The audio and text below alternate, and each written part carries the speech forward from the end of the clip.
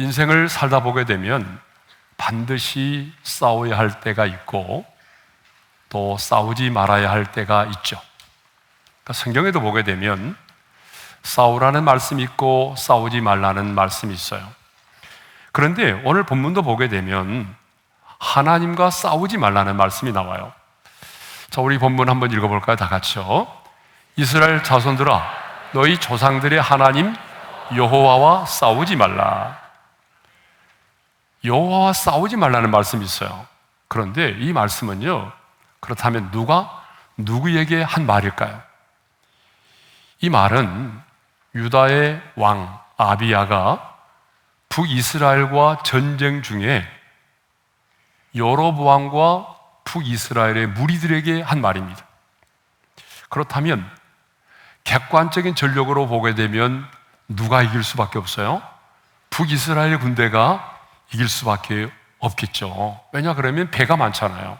네? 더군다나 그때의 전쟁은 첨단의 무기를 사용하는 전쟁도 아니고 그러다 보니까 이 군대의 숫자와 규모가 굉장히 중요하거든요. 그렇다면 사실 이 전쟁은 하나마나 이스라엘이 승리할 수밖에 없는 전쟁이고 남쪽 유다가 패할 수밖에 없는 그런 전쟁이에요. 그럼에도 불구하고 이 유다의 왕 아비야는요, 여로보암과 북이스라엘 사람들을 향해서 아주 자신 있게 큰 소리로 이렇게 외칩니다. 다시 한번 우리 본문 12절 하반절의 말씀을 읽겠어요. 시작. 이스라엘 자손들아, 너희 조상들의 하나님 여호와와 싸우지 말라. 너희가 형통하지 못하리라. 다윗이 골리앗 앞에서 큰 소리를 쳤던 것처럼 지금 유다의 왕 아비야가 여로보암 왕과 80만의 대군 앞에서 아주 큰 소리로 당당하게 외칩니다. 여호와와 싸우지 말라. 너희가 형통하지 못하리라. 무슨 말입니까? 너희는 절대로 우리를 이기지 못한다는 거예요. 객관적인 전력으로 보게 되면 당연히 너희가 이기고 우리가 질 수밖에 없는 상황 가운데 있지만, 그러나 이 전쟁은 절대로 너희가 우리를 이길 수 없다. 우리가 반드시 승리할 수밖에 없다. 라고 말하는 거예요, 지금.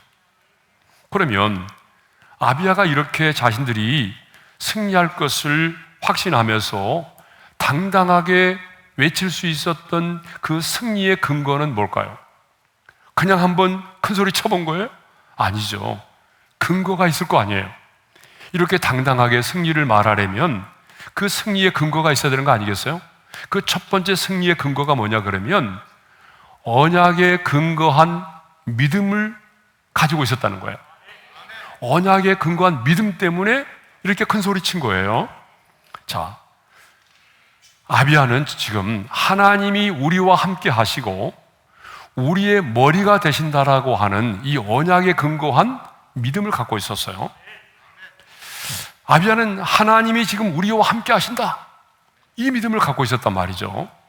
하나님이 우리와 함께 하시기 때문에 너희들이 군대가 많을지라도 너희들은 패하고 우리는 이길 수밖에 없다, 이렇게 말하고 있는 것입니다.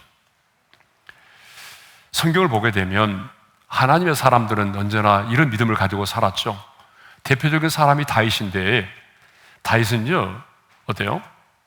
언제나 하나님이 나와 함께 계심을 믿었던 사람이잖아요. 그렇기 때문에 사망의 음침한 골짜기를 거닐면서도 해를 두려워하지 않았다라고 고백했어요. 시편 23편 4절의 말씀입니다. 함께 읽겠습니다. 내가 사망의 음침한 골짜기로 다닐지라도 해를 두려워하지 않을 것은 주께서 나와 함께 하심이라. 예. 하나님이 나와 함께 계시기 때문에 사망의 음침한 골짜기를 거닐지라도 해를 두려워하지 않는다고 말했잖아요. 아비야는 이렇게 지금 절대적으로 불리한 상황 가운데 있지만 하나님이 우리와 함께 하시기 때문에 너희들은 패하고 우리는 승리할 것이라는 확신이 있었다는 거죠. 더 나아가서 어떤 믿음을 가지고 있었냐 그러면 하나님이 우리의 머리가 되신다라고 하는 이 믿음을 가지고 있었어요. 다시 한번 12절 상반절의 말씀을 읽어볼까요? 다 같이요. 하나님이 우리와 함께 하사 우리의 머리가 되시고, 하나님이 우리 머리가 되신다는 말은 무슨 말이냐면 하나님께서 우리 민족을 다스리시고 통치하시는 분이시라는 거예요. 이 말은 꼭 신약에서 예수님이 우리 교회의 머리가 되신다는 말과도 동일한 말이죠. 자, 골로새서 1장 18절에 보게 되면 그는 몸인 교회의 머리시라. 다시 말하면 예수님이 우리 교회의 머리가 되신다라고 말하고 있죠. 여러분, 예수님이 우리 교회의 머리가 되신다는 말은 무슨 말이에요? 예수님이 그 교회를 통치하시고 다스리시는 주인이심을 말하는 거죠. 그러므로 아비야가 지금 하나님이 우리의 머리가 되신다 라는 믿음을 가졌다라고 하는 것은 뭐냐 그러면 하나님이 우리 유다 민족을 주관하시고 다스리시고 통치하시는 우리의 주인이시다, 그런 말이에요. 예? 이 말은 다른 말로 말하면 자신들은 하나님의 다스림을 받는 하나님께 속한 자임을 고백하고 있는 거예요. 우리는 언약의 백성으로서 하나님께 속한 하나님의 사람이다, 이런 고백이거든요. 그러므로 하나님께서 우리와 함께 하시고 우리의 머리 되신 하나님께서 우리를 위하여 싸워 주실 것이기 때문에 너희들이 숫자가 많아도 우리가 반드시 이길 것이다, 이렇게 외치고 있는 것입니다. 여러분, 그렇습니다. 전쟁은요, 군사력에 의해서 좌우되는 것이 아니라 누구에게 속해 있느냐에 따라서 좌우되는 것입니다. 왜냐 그러면 하나님이 이렇게 말씀하셨잖아요.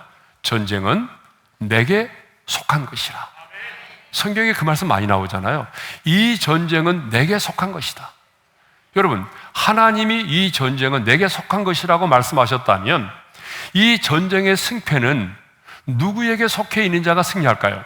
하나님께 속해 있는 자가 승리할 수밖에 없는 거잖아요.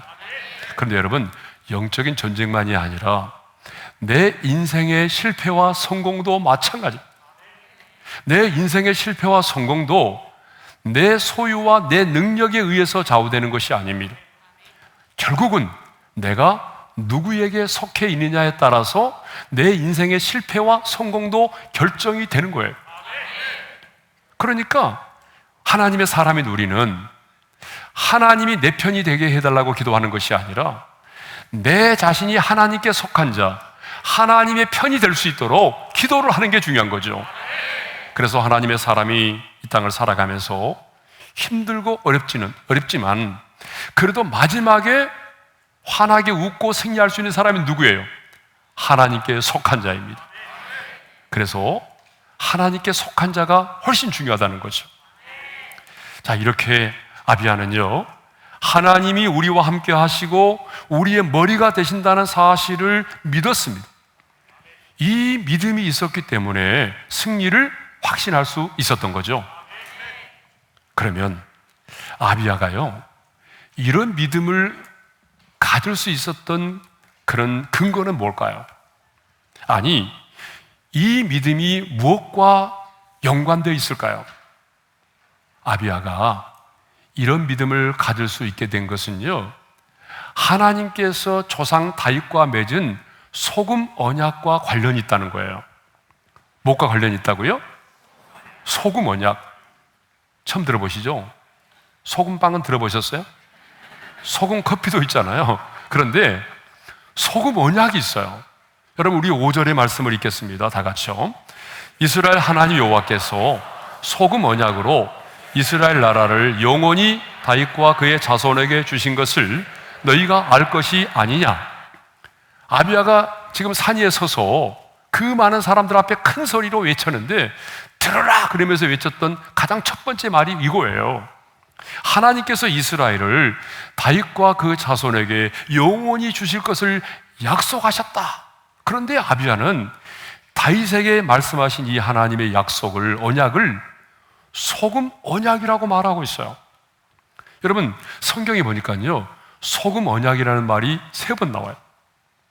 그러면 왜 하나님의 약속, 하나님의 언약을 앞에 소금을 넣어가지고 소금 언약이라고 불렀을까요? 소금이 가지고 있는 특성 때문에 그래요. 여러분, 소금은요, 부패를 방지하는 방부제 역할을 하는 거잖아요. 그래서 썩지 않고 오래 보관하게 만들잖아요. 그런 것처럼 하나님이 우리에게 주신 약속, 하나님의 언약도 시간이 지나고 세월이 지나도 변치 않는다.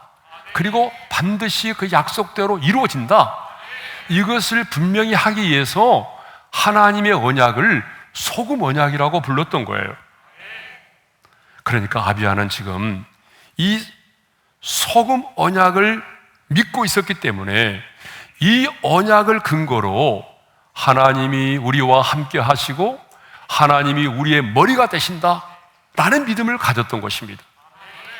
그냥 자기 스스로 믿음을 가진 것이 아니라 이 언약에 근거해서 하나님이 우리와 함께 하시고 하나님이 우리의 머리가 되신다, 하나님이 우리와 함께 하실 뿐만 아니라 우리의 머리가 되시기 때문에 우리를 위하여 싸워주신다, 그러므로 우리는 반드시 승리한다, 이 믿음을 가졌다는 거죠.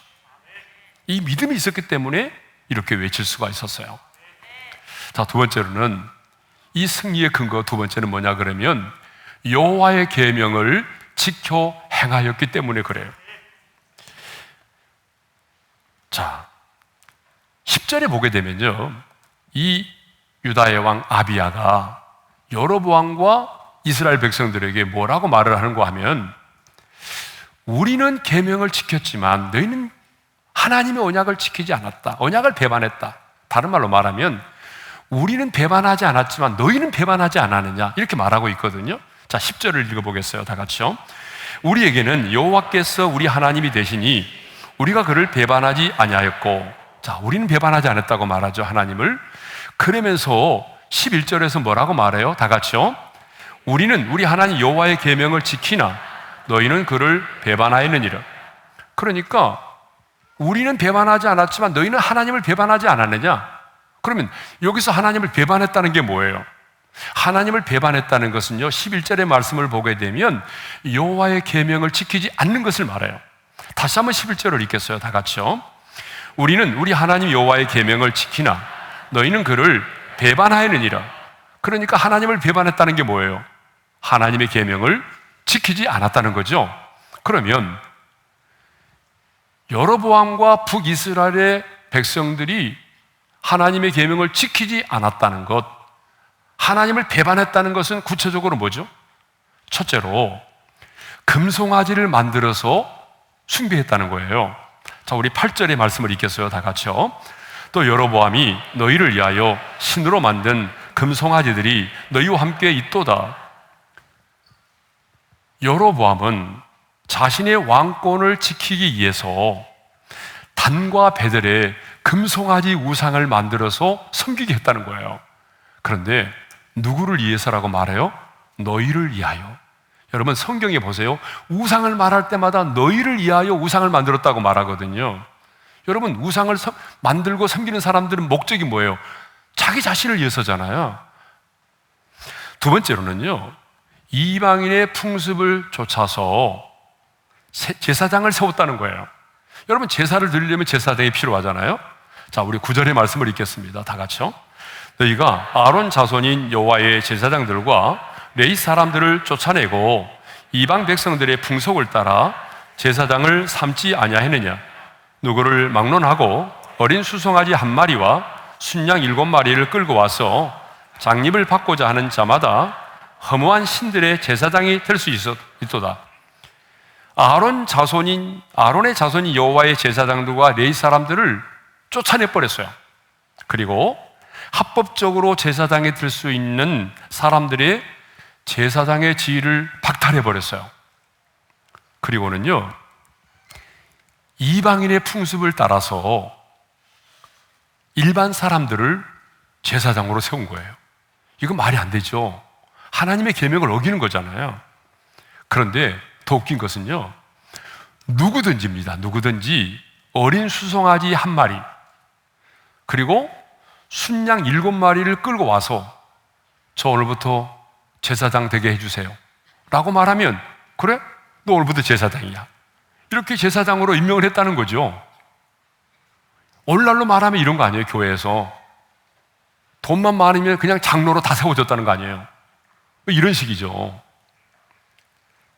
이렇게 여로보암과 그 무리들은요, 하나님의 계명을 어기고 자기들 마음대로 금송아지를 만들어서 숭배하고, 그리고 자기들 멋대로 제사장을 세움으로 하나님을 배반했던 것이죠.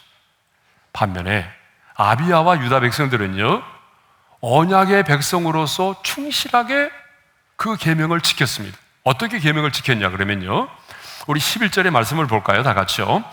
매일 아침 저녁으로 여호와 앞에 번제를 드리며 분향하며 또 깨끗한 상에 진설병을 놓고 또 금 등잔대가 있어 그 등에 저녁마다 불을 켜나니 정통성을 가진 이 제사장과 레위인들이 하나님의 계명을 따라서 아침 저녁으로 성전에서 번제를 드리고 분향을 했어요.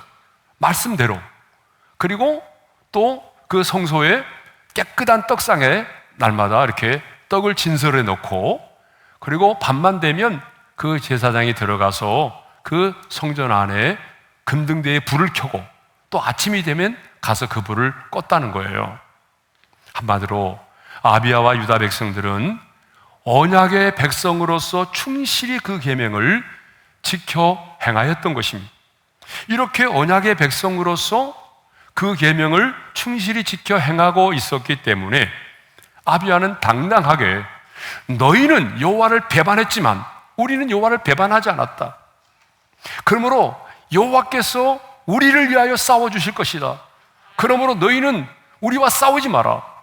그리고 여호와와 싸우는 자는 형통하지 못하게 될 것이다 라고 외쳤던 것이죠. 그러면 왜 여호와와 싸우지 말라고 말하죠? 아니, 우리는 왜 여호와와 싸우면 안 되죠? 그것은 형통하지 못하기 때문이죠. 자, 12절 하반절의 말씀을 읽겠습니다. 다 같이요. 이스라엘 자손들아, 너희 조상들의 하나님 여호와와 싸우지 말라. 너희가 형통하지 못하리라.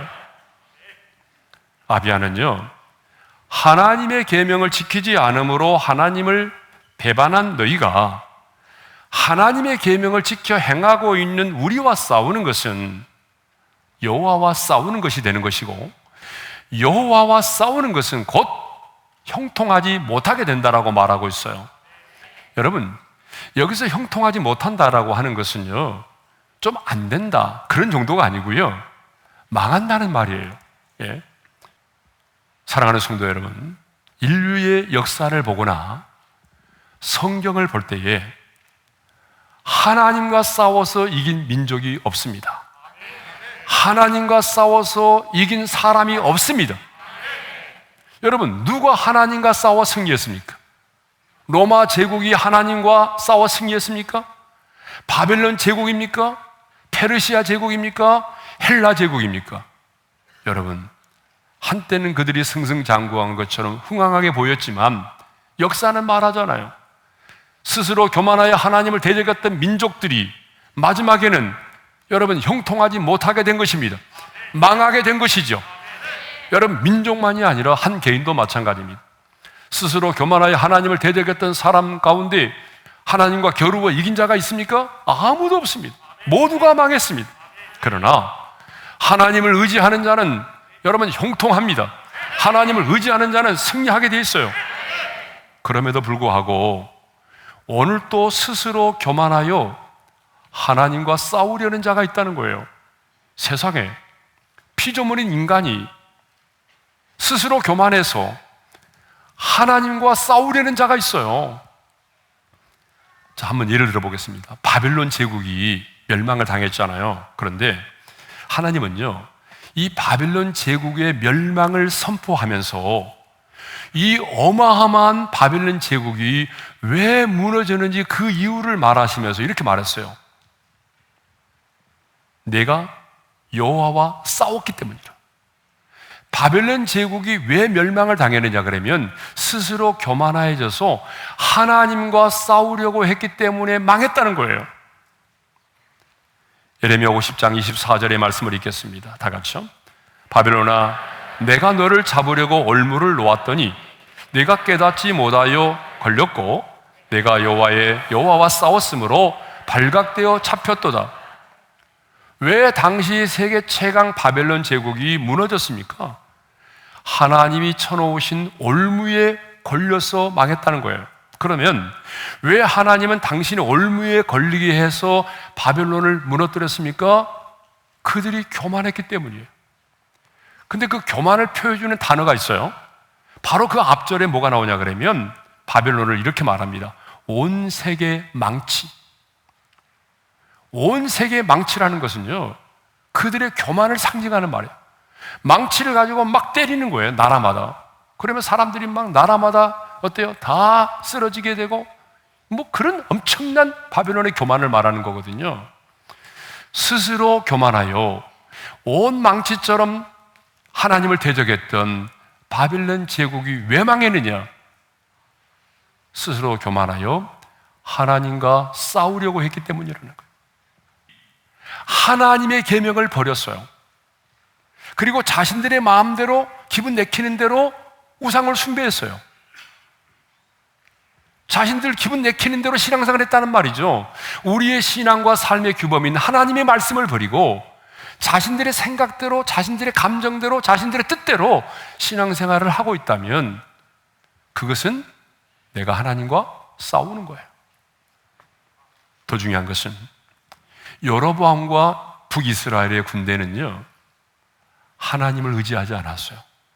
언약의 백성임에도 불구하고 하나님을 의지하지 않았어요.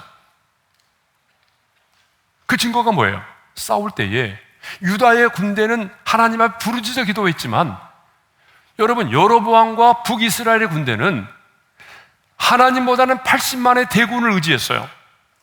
자기들의 군사력을 더 의지했어요. 그래서 하나님 앞에 부르짖어 기도하지 않았어요. 여러분, 이것이 뭘까요? 하나님과 싸우는 자들이에요. 이 세상에 살아가면서 하나님보다는, 눈에 보이지 않는 하나님보다는 눈에 보이는 사람을 더 의지하고, 권력을 더 의지하고, 돈을 더 의지하고, 여러분, 이것은 뭐예요? 하나님이 내 인생의 주 되심을, 하나님이 내 인생의 머리가 되심을 부정하는 거예요. 그렇기 때문에 여러분, 우리가 이 땅을 살아가면서 눈에 보이지 않는 영이신 하나님보다 눈에 보이는 그 무언가를 더 의지하고 살아간다면 하나님이 내 인생의 머리가 되심을 부정하기 때문에 이것은 결국 하나님과 싸우는 자가 되는 겁니다. 성경은 탐심은 우상숭배라고 말하죠. 왜 그럴까요? 탐욕이 나를 지배하게 되면 예수님이 내 인생의 주가 될 수가 없기 때문이죠. 그래서 성경은 탐욕을 우상숭배라고 말하는 것입니다. 그런데 이렇게 여로보암과 이스라엘의 백성들은 자기들 마음대로 신앙생활을 하고 계명을 버리고 하나님을 배반하고 자신의 군사력을 의지해서 하나님과 싸우려고 했지만 결국은 형통하지 못하게 됐어요. 그런데 아비야와 유다 백성들은 전쟁에 패할 수밖에 없는 그 약한 절망적인 상황 속에서도 하나님이 우리와 함께 하신다, 하나님이 우리의 머리가 되신다는 사실을 믿었습니다. 그리고 철저하게 말씀을 따라 순종했습니다. 그리고 부르짖어 기도함으로 하나님을 의지했습니다. 그랬더니 하나님이 그들을 위하여 싸워 주셨습니다. 그래서 그들은 형통하게 되었어요. 자, 그렇다면 여러분은 어떤 사람입니까? 하나님과 싸우는 자입니까? 아니면 하나님이 여러분을 위하여 싸워주시는 자입니까? 저는 반드시 후자가 되어야 될 줄로 믿습니다. 이번 한 주간 동안도 하나님과 싸우는 자로 살아가는 것이 아니라 철저하게 그 말씀을 따라 순종하고 철저하게 하나님을 의지함으로 말미암아 하나님이 여러분의 인생 가운데 개입하시고 하나님이 여러분들을 위하여 싸워주심으로 하나님의 승리, 여호와 니시, 그 하나님의 영광을 볼 수 있기를 주님의 이름으로 축원합니다.